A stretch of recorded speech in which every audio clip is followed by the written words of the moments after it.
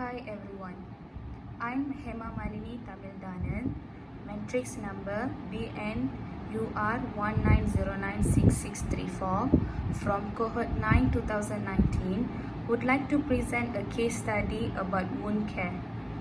This is for the subject NBNN 1243 Medical Surgical 1.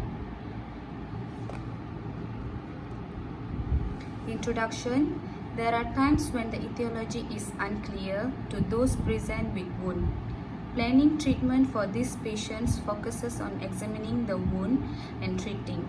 For example, the clinical signs of infection.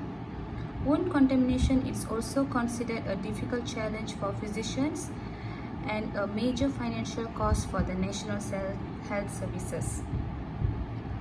From a patient's viewpoint, wound infection has undesirable signs such as elevated exudate, discomfort, swelling, and malodor. The advent of antibiotics in the late 1940s and 1950s had a significant effect on bacterial infection control. However, lately due to bacterial resistance, topical antimicrobials such as honey are beginning to regain interest in the treatment of wound infection. Background of case. Mrs. Lucy was an independent 90-year-old woman who lived in a remote seaside town by herself at home. She was providing for herself with no immediate relatives, but she had a network of good friends and neighbors who supported her with shopping and odd jobs around the home. She was subsequently admitted from home to a general hospital on 23 June 2019. She had a cut from an unexplained etiology on the sole of her right foot and cellulitis with erythema and swelling up to below her knee. Mrs. Lucy was unable to provide some good explanation as to how the wound had arisen, but she complained of some pain. Her only recollection was that she felt a sudden pain and put her foot in her slipper. Although it is not known if the patient was pyrexia, blood tests indicated the possibility of infection.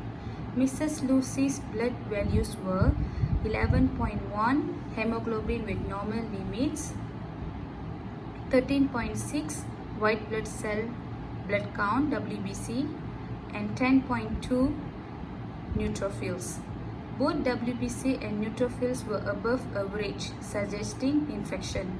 However, there was no other medical background related to this. Infection and honey dressings. According to the European Wound Care Organization (EWMA), owing to a mismatch between the patient's immune system, bacteria, and the circumstances within the wound itself, wound infection happens. A good infection description is the product of the complex interactions between a host, a possible pathogen, and the environment. It happens when microorganisms successfully resist host defense mechanisms and result in deleterious modifications within the host. Multiple conditions that are not yet well known precede the creation of an infection.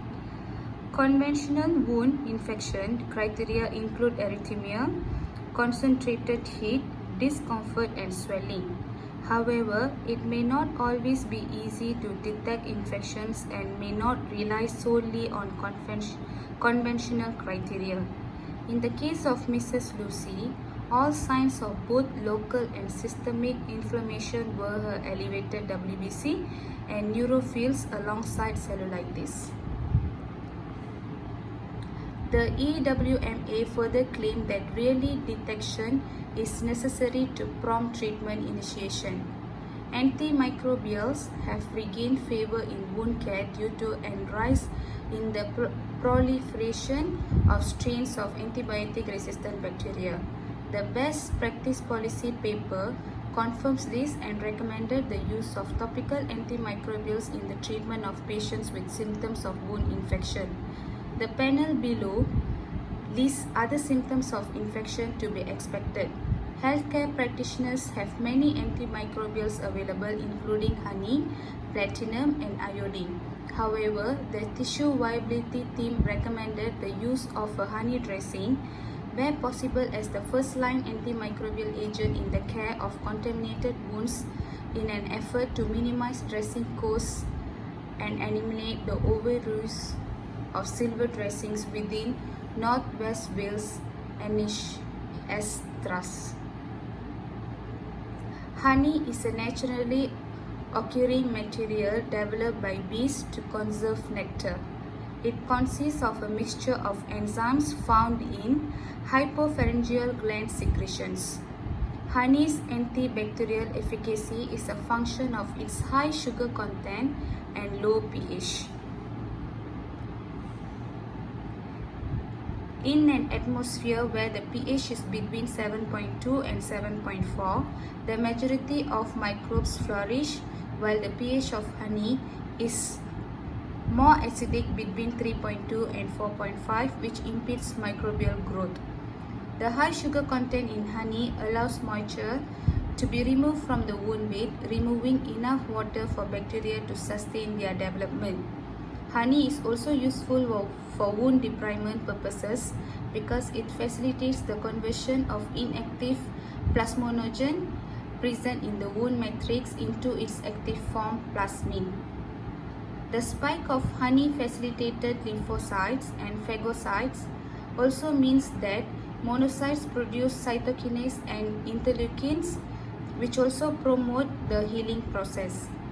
Honey plays a part of malodor control since it also prevents bacterial growth and provides glucose as an effective source of food, resulting in the production of lactic acid as opposed to malodorous compounds. Medical grade honey is used in many forms of dressing, including impregnated dressings with cream, tulle, and alginate, as well as topical formulations. Assessment.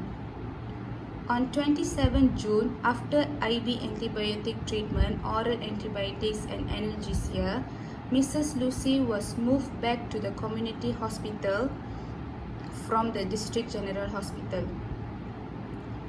The wound was fitted with a silicone dressing and the tissue viability nurse was given a referral. 2 days later, on 29 June, the tissue viability nurse officially saw Mrs. Lucy, who had taken a full report and undergone a wound examination. Mrs. Lucy was non-weight bearing at this time and there was no prior medical background. She has no diabetes, her appetite was great and she fed well. She also had no idea how the accident had happened, but she claimed again that what she could recall was a sudden pain of getting her slipper on. She didn't suffer any similar injury or reaction. The patient did not make any mention of her family. Mrs. Lucy's wound was 16 cm in length and 8 cm in width.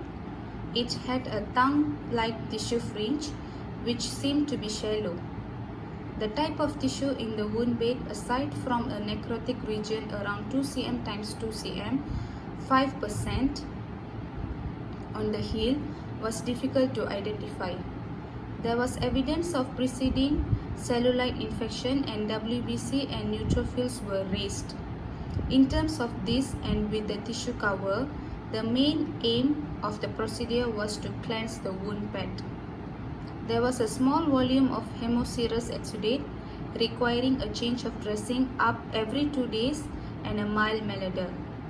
Slight erythema was found in the surrounding skin within 2 cm. Pain was ranked as 4 out of 10 and analgesic was well regulated.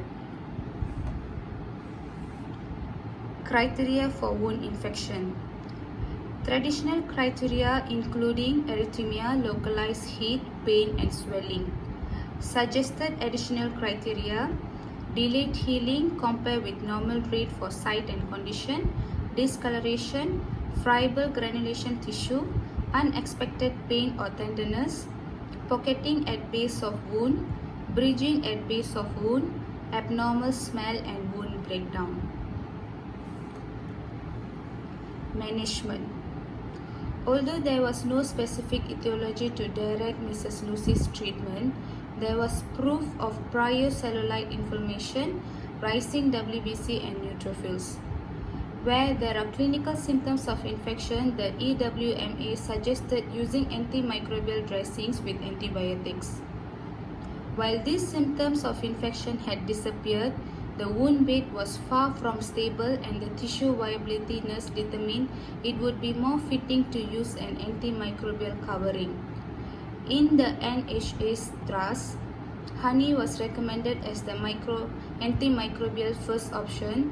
Where necessary, the Activon Tulle measurement impregnated with medical grade honey was the antimicrobial honey on the trust type. Thus, as per the confidence policy, the nurse advised that this to be used as the main dressing for a period of 2 weeks. The secondary dressing proposed for the treatment of exudate was Surgipad, which is a pad of absorbent cotton with viscous kept in place with a tubular dressing. It was advised to change the dressing at least per alternative day or depending on exudate level. The preferred honey dressing, Activon Tulle, is a knitted viscous mesh dressing with 100% Manuka honey impregnated with. It produces a moist healing atmosphere and thus offering antimicrobial activity, efficiently reduces wound odor. Activon Tulle is suitable for granulating or superficial wounds and it is a safe alternative for deep bridging or scraping small patches of sloughy or necrotic tissue. However, if the patient has a confirmed allergy to venom, it is contraindicated. This dressing can be used on the wounds of diabetes patients. However, there should be careful control of their blood sugars. The EWMA suggests a significant reassessment for all wounds, acknowledging some degradation or progress.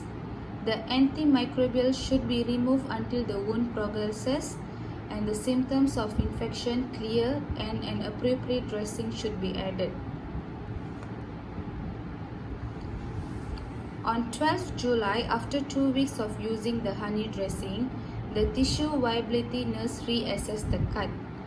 The wound had gone down to 13 cm times 6.5 cm in size. The tongue-like tissue flap had solved the dilemma. There were small patches of necrotic tissue which was rehydrated.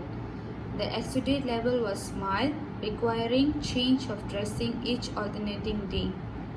Mrs. Lucy was not complaining about any pain or irritation and her general health did not alter. However, some necrotic tissue persisted, so it was agreed to proceed to use the honey dressing for an additional week. The wound began to grow and was reduced in size to about 12.5 cm times 6.5 cm at the evaluation 1 week later on 18 November. As the wound was curing, it was agreed to discontinue the honey dressing and turn to a hydrofiber dressing, Aquacel, using Versifa as the secondary cover. Aquacel is recommended for use on chronic and acute mild to strongly exuding wounds. It is a hydrofiber dressing consisting of carboxymethyl sodium, which is converted into a gel or an exudate contact. Several forms of wound, including pressure ulcers, leg ulcers, and diabetic foot ulcers, are suggested for this. In persons with an allergic reaction to the dressing or its ingredients, it is contraindicated.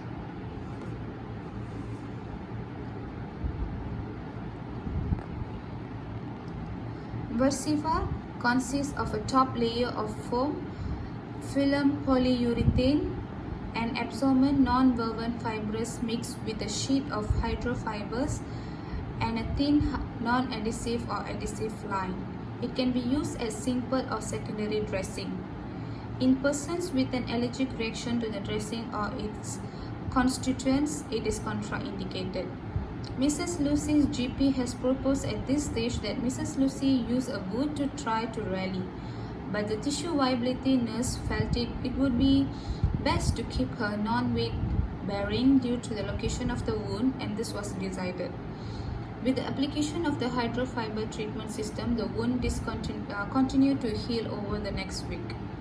The wound had shrunk to 11 cm times 5.5 cm on 25th November. There was only a small amount of slough, but signs of wound contracture and epithelialization was present. There was no improvement in the overall state of Mrs. Lucy, and she remained non-weight bearing. The wound healed and reduced in duration. The wound was measuring 8 cm times 3.5 cm after another week on 2nd December, and the healed region had healed well. However, there was a region of friable overgranulation tissue in the center of the foot, about 25%, and a region of damp slough, 75%, with a small rise in the exudate level. Therefore, it was agreed to restore the honey dressing for 1 or 2 weeks in order to aid the slough's autolytic debridement and to help overcome the overgranulation. The wound had shrunk to 4.5 cm times 3.5 cm after 12 days on 14 December. And region of overgranulation 85% persisted, however, and it was agreed to proceed for another week with the honey dressing. After another week, the honey was withdrawn and a hydrofiber dressing was prescribed to help to assist recovery and control exudate.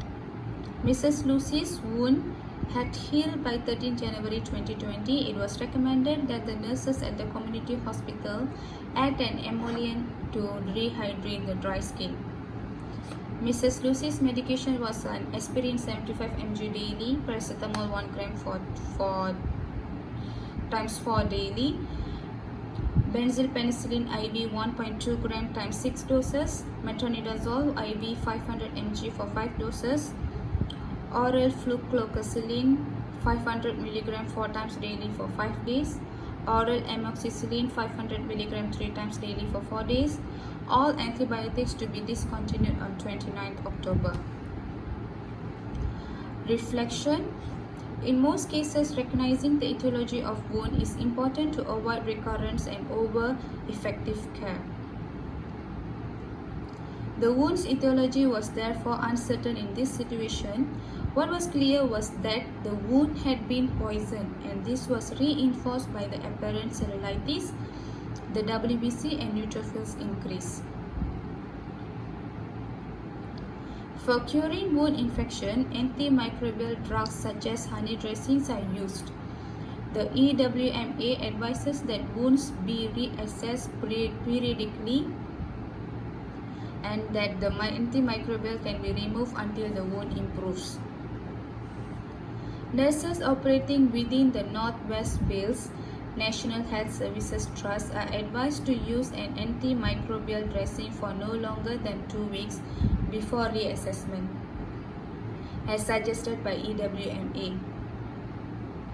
Because of the overuse of silver dressing in this regard, the tissue viability team recommends, where possible, the use of a honey dressing as a first-line antimicrobial. The antimicrobial was to be removed if the symptoms of infection heal. Consequently, periodic reassessment is also essential, modifying or discontinuing the antimicrobial if required. In this case, beginning care again.